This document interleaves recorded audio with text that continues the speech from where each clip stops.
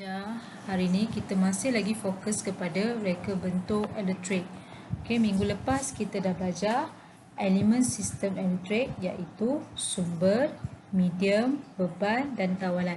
Okey, ada 4 elemen sistem elektrik. Kalau tak ada salah satu elemen ini, maka sesuatu elektrik itu tidak akan beroperasi ataupun berfungsi. So, hari ini cikgu akan fokuskan kepada dua topik kecil lagi iaitu jenis-jenis arus dan menunjukkan cara reka bentuk litar peralatan elektrik. Okey, jenis-jenis arus. Yang pertama adalah arus ulang alik atau dikenali sebagai AU. Apa yang dimaksudkan dengan AU? Sistem penjanaan dan pengagihan elektrik dari stesen jana kuasa ke rumah. Okey, kalau kita berada di rumah ataupun di sekolah ataupun di shopping mall, okey, kita menggunakan proses penjanaan hidroelektrik untuk menghasilkan tenaga elektrik yang kita guna selama ini. Okey, so kalau kamu perhatikan gambar di sebelah kiri kamu, okey, terdapat penjanaan hidroelektrik daripada stesen dia sampai ke menara penghantaran tenaga elektrik dan sehinggalah kabel tersebut sampai ke rumah kamu. Okey, kalau kamu boleh perhatikan di area rumah kamu pasti mempunyai kabel penghantaran tenaga elektrik untuk disalurkan pada setiap rumah. Arus yang kedua adalah arus terus atau dikenali sebagai AT. Apa yang dimaksudkan dengan AT? Sistem kuasa dengan hanya satu kekutupan voltan atau arus. Yang kedua adalah arus mengalir adalah sehala.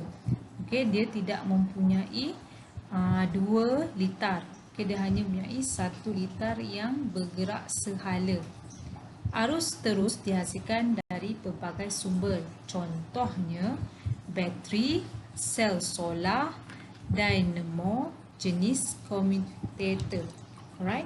Kalau kamu boleh perhatikan gambar di bawah adalah sebuah bicycle yang menggunakan produk seperti dinamo untuk menghasilkan cahaya lampu pada bicycle tersebut. Okey, dinamo tersebut apa fungsinya? Dinamo yang berputar akan menghasilkan arus elektrik dan lampu basikal akan menyala. Semakin kuat kayuhan basikal, semakin tinggi voltan yang dihasilkan. Alright, so cahaya lampu tersebut dihasilkan daripada gerakan tayar. Okey, jika berhenti tayar, maka tiadalah cahaya lampu pada basikal tersebut. Okay, topik seterusnya adalah menunjukkan cara reka bentuk litar peralatan elektrik. Okay, dalam sesebuah reka bentuk litar, dalam sesuatu peralatan elektrik, terdapat 3 aspek yang perlu dititikberatkan. Okay, yang pertama adalah keselamatan sesuatu peralatan elektrik. Yang kedua adalah kedudukan peranti dalam litar. Okey, maksudnya kedudukan peranti ini kedudukan sesuatu komponen pada sesuatu litar ataupun circuit. Okey. Yang ketiga adalah sambungan litar tersebut. Okey, 3 aspek utama dalam reka bentuk litar bagi sesuatu peralatan elektrik. Mesti mempunyai 3 aspek tersebut. Aspek yang pertama adalah keselamatan. Okey, dalam sesuatu peralatan elektrik kita mesti pentingkan keselamatan. Kenapa kita kena penting keselamatan?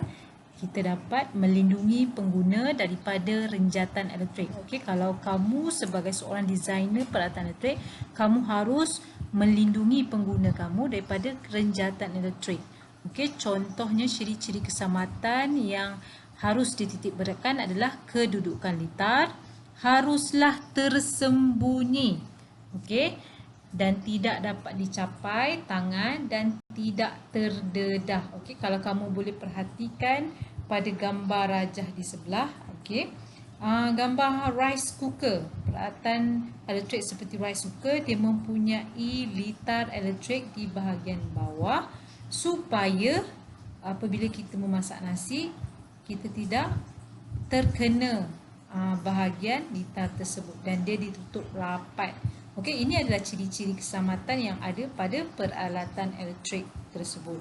Okey, sebenarnya banyak lagi kalau kamu boleh perhatikan peralatan elektrik di rumah kamu, banyak ciri-ciri keselamatan yang dititik beratkan dalam menghasilkan sesebuah produk elektrik. Okey, keselamatan paling penting ya, itu aspek yang pertama. Aspek yang kedua adalah kedudukan peranti dalam litar. Okey, apa yang dimaksudkan dengan kedudukan peranti? Okey, kedudukan adalah placement. Okey, peranti kalau kata nama mudah lagi adalah komponen dalam sesuatu litar. Okey, kedudukan komponen dalam sesuatu litar. Okey, maksud peranti sesuatu yang diperlukan atau yang digunakan untuk membuat, mengerjakan, menghasilkan sesuatu alat atau perkakas.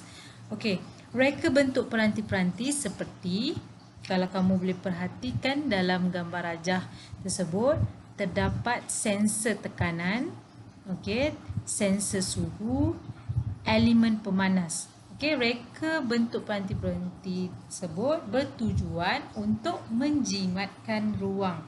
Okey, supaya dia boleh disesuaikan dengan tujuan komersial. Alright. So bila ada sensor-sensor tersebut, maka pengguna akan berminat kerana dia memudahkan tenaga kita dalam memasak secara manual di atas api. Okey, ini disebabkan kedudukan ini tujuan untuk komersial, right? Aspek yang ketiga adalah sambungan litar. Okey, dalam mencipta sesuatu peralatan elektrik, kita harus menitik beratkan sambungan litar sesuatu peralatan elektrik. Okey, terdapat 3 jenis sambungan litar elektrik. Yang pertama adalah litar tertutup. Okey, apa yang dimaksudkan dengan litar tertutup? Okey, satu kitaran lengkap pergerakan arus, voltan dan kuasa dalam satu litar elektrik. Maksudnya di sini, jika switch kamu ditutup, maka terdapat cahaya lampu yang menyala. Okey, contoh mentol menyala apabila switch tertutup, itu yang dimaksudkan dengan litar tertutup. Okey, maksudnya di sini dia mempunyai litar yang lengkap. Apa maksud litar lengkap? Dia mempunyai arus elektrik. Okey, itu yang dimaksudkan dengan litar tertutup. Bukannya litar tu lampu tutup. Okey, litar tertutup maksudnya litar tersebut adalah lengkap dan mempunyai cahaya. Okey, kamu boleh nampak gambar rajah di bawah ini. Lampu tersebut menyala. Yang ketiga adalah sambungan litar. Okey, terdapat 3 jenis sambungan litar, iaitu litar tertutup, litar buka dan litar pintas. Okey, reka bentuk sambungan litar elektrik pada komponen atau peranti akan disusun mengikut fungsi yang dikehendaki. Okey, terdapat pelbagai jenis litar dalam penyambungan litar elektrik. Okey, so apabila kita menghasilkan sesuatu peralatan elektrik, kita harus pastikan sambungan litar tersebut selamat digunakan dan betul pada fungsinya ataupun betul pada kedudukannya. Alright. Jenis litar yang kedua adalah litar buka. Okey, apa yang dimaksudkan dengan litar buka? Litar yang tidak mempunyai satu kitaran lengkap arus, voltan dan kuasa dalam satu litar elektrik. Contohnya, kalau kamu boleh perhatikan dalam gambar tersebut, okey, litar tersebut switchnya dibuka. Okey, apabila switch dibuka, maka tiada lampu yang akan menyala. Maksudnya tiada litar lengkap yang akan berlaku. Tiada elektrik yang akan berlaku. So, lampu akan tiada. Kalau tadi litar tertutup, lampu bercahaya. Okey, tapi bila litar buka, maksudnya litar tersebut tidak lengkap. Okey, mentol tidak menyala kerana switch dibuka atau wayar terputus. Okey, itu yang dimaksudkan dengan litar buka. Litar pintas. Okey, litar yang terakhir adalah litar pintas. Berlaku apabila wayar positif, okey, yang berwarna merah ini adalah wayar positif yang bocor bersentuhan dengan wayar negatif, okey, yang berwarna hitam tanpa melalui mentol. Okey, dia tidak sampai lagi kepada mentol. So, apabila terjadi sentuhan tersebut, dia akan menghasilkan percikan api. Maksudnya akan berlaku kebakaran yang kecil pada litar tersebut. Itu yang dinamakan litar pintas. So, apabila litar pintas, mentol akan terbakar ataupun tidak menyala sama sekali. Itu yang dimaksudkan dengan litar pintas.